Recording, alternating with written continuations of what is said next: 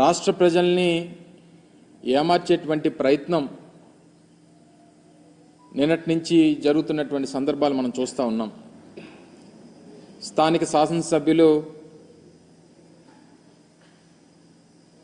చాలామంది వారి కార్యకర్తల్ని అలాగే చాలామంది మీడియా సహచరుల్ని అందరినీ కూడా వారిని అందరిని కూడా లోపలికి తీసుకొని వెళ్ళి చేసినటువంటి ప్రచారం, తర్వాత జరిగినటువంటి దుష్ప్రచారం, ఇవన్నీ కూడా ఒక్కసారి ప్రజల్ని ఆలోచన చేయమని చెప్పి కోరుతా ఉన్నాం. ఋషికొండ మీద గడిచినటువంటి 3-4 సంవత్సరాలుగా ఏ రకంగా దుష్ప్రచారం చేస్తూ ఉన్నారో, దాని మీద ఎన్ని రకాలుగా అడ్డంకులు సృష్టించాలనేటువంటి కార్యక్రమాలు చేశారు అనేటువంటిది మనం అనేక సందర్భాలు చూసాం. అనేక కోర్టులకు వెళ్ళారు, అనేక పర్యావరణానికి సంబంధించినటువంటి కేసులు వేశారు. వీటిని అన్నిటినీ కూడా అధిగమించి ప్రభుత్వం చేపట్టేటువంటి కార్యక్రమాలని, ప్రభుత్వం చేపట్టేటువంటి నిర్మాణాలని పూర్తి చేసేటువంటి కార్యక్రమం చేసి దాదాపు 4-5 నెలల క్రితం వాటిని ముహూర్తానికి సంబంధించి మంచి రోజు అని చెప్పి వాటిని ప్రారంభించేటువంటి కార్యక్రమాన్ని కూడా ఆ రోజు మేము చేయడం జరిగింది. అయితే ఇప్పుడు చేస్తున్నటువంటి దుష్ప్రచారం అంతా కూడా అదేవో సొంత భవనాల్లాగా, ఈరోజు ప్రభుత్వం వారు ఉన్నారు, ప్రభుత్వంలో వారు ఉన్నటువంటి సందర్భాలు, ప్రభుత్వం దాన్ని ఏ రకంగా ఉపయోగించుకోవాలనేటువంటిది చూడడం మానేసి రేపు రానటువంటి కాలంలో రాష్ట్రపతితో లేకపోతే గవర్నర్ గారో లేకపోతే ఇతర పెద్దలో వచ్చినప్పుడు దాన్ని ఏ రకంగా ఉపయోగించుకోవాలి అనేటువంటిది చూడడం మానేసి దాన్ని ఇంకా జగన్మోహన్ రెడ్డి గారు ఇల్లులాగే చిత్రీకరించేటువంటి ప్రయత్నం చేయడం అనేటువంటిది సమంజసం కాదు. దాన్ని తీవ్రంగా ఖండిస్తూ ఉన్నాం. ముఖ్యంగా జగన్మోహన్ రెడ్డి గారు మేము అధికారంలో ఉన్నప్పుడు విశాఖపట్నాన్ని ఎగ్జిక్యూటివ్ క్యాపిటల్గా చేయాలనేటువంటి ఒక పాలసీని మేము తీసుకోవడం, దానికి అనేక రకాలైనటువంటి అడ్డంకులు సృష్టించేటువంటి కార్యక్రమం చేశారు.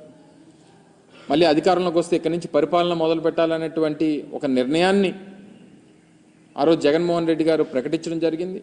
సరే, ఎన్నికల్లో వచ్చినటువంటి ఫలితాలు దాన్ని ప్రజాస్వామ్యంగా అంగీకరించి వారికి అధికారం వచ్చింది. సరే, వారు ఇప్పుడు నిర్ణయం తీసుకున్నారు, నిర్ణయం తీసుకున్న దాని ప్రకారం వారు చేసుకుంటారు. విశాఖపట్నం అనేటువంటిది ఉమ్మడి రాష్ట్రం ఉన్నప్పటి నుండి, హైదరాబాద్ రాజధానిగా ఉమ్మడి రాష్ట్రానికి ఉన్నప్పటి నుంచి రెండో అతిపెద్ద నగరంగా అభివృద్ధి చెందినటువంటి ప్రాంతం విశాఖపట్నం. దానికి సంబంధించి గతంలో మేము ప్రభుత్వంలో ఉన్నప్పుడు ఒక స్టేట్ గెస్ట్ హౌస్ మన భీమిలి రోడ్లో దగ్గర నిర్మాణం చేయాలని చెప్పి నిర్ణయం తీసుకున్నప్పుడు కూడా దాని మీద కూడా కోర్టులో కేసులు వేసి దాన్ని అడ్డుకునేటువంటి ప్రయత్నం చేశారు. జగన్మోహన్ రెడ్డి గారు విశాఖపట్నానికి రాజధానిగా ప్రకటన చేసిన తర్వాత ఆ నిర్ణయంతో ముందుకు వెళ్ళాలనేటువంటి ఆలోచన చేసినప్పుడు దాని మీద ఒక కమిటీ మేము ఆ రోజు ముఖ్యమైనటువంటి ఐఏఎస్ అధికారులందరినీ, సీనియర్ ఐఏఎస్ అధికారులతో ఒక కమిటీ వేయడం, వారు కూడా దానికి సంబంధించి ఈ భవనం అయితే బాగుంటుందనేటువంటి అభిప్రాయాన్ని తెలియజేయడం,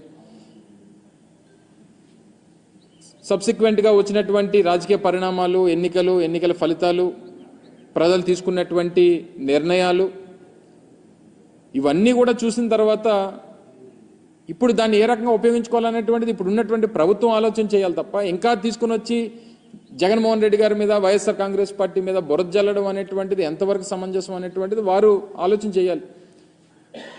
నేను కూడా మా పార్టీ తరపున మాట్లాడాల్సి వస్తేనో, ప్రజల తరపున మాట్లాడాల్సి వస్తేనో, ముఖ్యమంత్రి చంద్రబాబు నాయుడు గారు 2014 నుంచి 19 వరకు ఏ రకంగా ప్రభుత్వ ధనాన్ని, ఈరోజు ప్రభుత్వానికి సంబంధించినటువంటి భవనాలు నిర్మిస్తేనో, ఒక డిపార్ట్మెంట్కి సంబంధించినటువంటి నిర్మాణాలు, శాశ్వత నిర్మాణాలు నిర్మిస్తే దీన్ని ఈరోజు ప్రజలకి తప్పుదోవ పట్టించేటువంటి ప్రయత్నం వారు చేస్తున్నటువంటి క్రమంలో చంద్రబాబు నాయుడు గారు 2014 నుంచి 19 వరకు ముఖ్యమంత్రిగా ఉన్నప్పుడు ఎంత ప్రభుత్వ ధనాన్ని దుర్వినియోగం చేశారనేటువంటిది కూడా మాట్లాడాల్సినటువంటి పరిస్థితి వస్తుంది.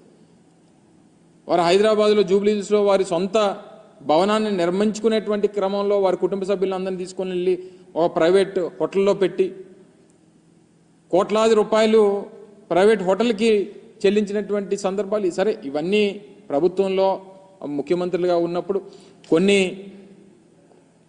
సెక్యూరిటీ రీజన్సో లేకపోతే ఇతర వారికి ఉన్నటువంటి ప్రయారిటీసో ప్రోటోకాల్స్ ప్రకారం కొన్ని నిర్ణయాలు తీసుకుంటుంటారు. అవన్నీ తవ్వుకుంటే ఇప్పుడు అనేక రకాలైనటువంటి విమర్శలు చేయాల్సినటువంటి పరిస్థితి. ఈ సమయంలో మేము విమర్శలు చేస్తే ఇప్పుడే అధికారంలోకి వచ్చారు కాబట్టి మీరు చూసి తట్టుకోలేకపోతున్నారో లేకపోతే ఇంకోటో అనేటువంటి ఒక దుష్ప్రచారాన్ని మళ్ళీ మా మీద చేసేటువంటి ప్రయత్నం చేస్తారు. నేను వాటి జోలికి వెళ్ళను. ఇప్పుడు ఉన్నటువంటిది ఇప్పటికీ విశాఖపట్నం గవర్నర్ వస్తేనో రాష్ట్రపతి వస్తేనో తీసుకెళ్ళి ఓ ప్రైవేట్ హోటల్లోనో లేకపోతే కేంద్ర ప్రభుత్వానికి సంబంధించినటువంటి గెస్ట్ హౌస్లోనే పెట్టాల్సినటువంటి పరిస్థితి ఇప్పటివరకు ఉంది. ఇప్పుడు వాడండి, దాన్ని వినియోగించుకోండి. రేపు విశాఖపట్నాన్ని ఆర్థిక రాజధానిగా దీన్ని తయారు చేసేటువంటి బాధ్యత తీసుకుంటామని చెప్పి మొన్ననే ముఖ్యమంత్రి గారు ప్రకటించారు కదా. అనేక మంది ప్రముఖులు వచ్చేటువంటి అవకాశం ఉంది. విశాఖపట్నం ఈస్టర్న్ నేవల్ కమాండ్కి మనం హెడ్ క్వార్టర్గా ఉన్నటువంటి క్రమంలో అనేక సందర్భాల్లో రాష్ట్రపతులు, అనేక సందర్భాల్లో ప్రధానమంత్రి గారు వచ్చేటువంటి సందర్భాలు ఉన్నాయి. ఉపరాష్ట్రపతులు మొన్న గతంలో మన మెడికల్ ఏఎంసీకి సంబంధించినటువంటి ఫంక్షన్కి వచ్చారు, 100 years ఫంక్షన్కి. అనేక సందర్భాల్లో దేశానికి సంబంధించినటువంటి ప్రముఖులు వస్తుంటారు. అనేక మంది దేశ విదేశాల నుంచి వచ్చినటువంటి ప్రతినిధులు వస్తుంటారు. వినియోగించండి. జగన్మోహన్ రెడ్డి గారు ఉండరు రేపు నుంచి వచ్చి, లేదా వైఎస్ఆర్ కాంగ్రెస్ పార్టీ నాయకులు ఉండరే అందులో. ప్రభుత్వానికి సంబంధించి టూరిజం డిపార్ట్మెంట్కి సంబంధించినటువంటి నిర్మాణాలు దాన్ని ఏ రకంగా వినియోగించుకోవాలనేటువంటిది చేయండి. 4-5 బ్లాకులు ఉన్నాయి అందులో. అది ప్రజలకు వినియోగిస్తారా లేకపోతే టూరిజం వినియోగిస్తారా లేకపోతే ప్రభుత్వం సంబంధించినటువంటి అతిథి గృహాలుగా వినియోగిస్తారా అనేటువంటిది నిర్ణయం తీసుకోండి. మీ విధానం ప్రకారం అమరావతిని రాజధానిగా కొనసాగించాలనేటువంటి నిర్ణయం తీసుకున్నారు.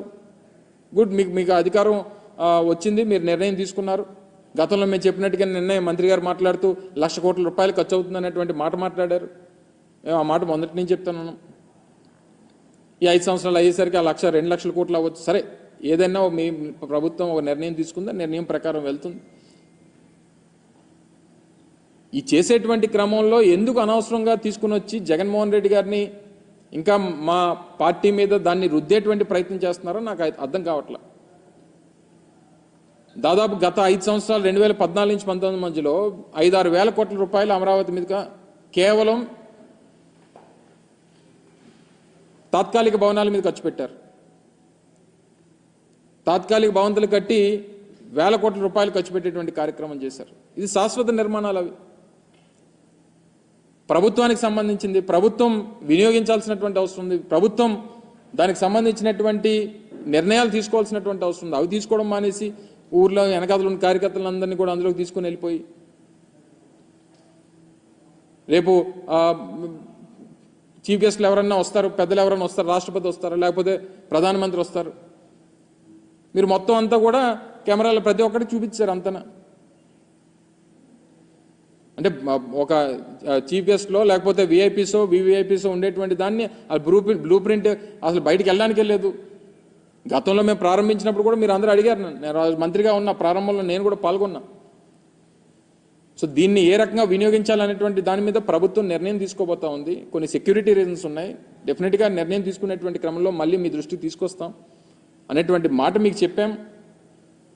సో ఇవన్నీ మానేసి ఏదో మనకి అధికారం ఇచ్చారు కదా అని చెప్పి ఎక్కడికన్నా చూపించమనండి, అన్నీ అలాగే చూపించమనండి. గతంలో మేము 5 సంవత్సరాల్లో చేసినటువంటి అభివృద్ధి కార్యక్రమాలు కూడా అలాగే ఆ శాసనసభ్యుల్ని తీసుకొని వెళ్ళి చూపించమనండి.